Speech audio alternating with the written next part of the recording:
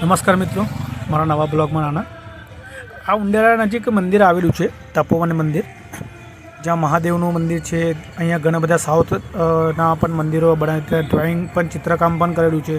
તમે અહીંયા આવીને વિઝિટ કરી શકો છો. ઉંડેરા સર્કલની બાજુમાં જ 100 મીટરની અંતરે જ છે, મેઇન રોડ પર જ. ત્યાં ઘણી બધી બેસવાની જગ્યા પણ છે, પાર્કિંગ પણ છે બહારની સાઈડ, અને ગાર્ડન પણ ઘણું મોટું છે. નાના બાળકો, નાના ભૂલકાઓ રમી શકે છે. અને અહીંયા આરતી સાંજ વેળાએ ભક્તોની ભીડ ઘણી બધી અહીંયા થઈ રહી છે.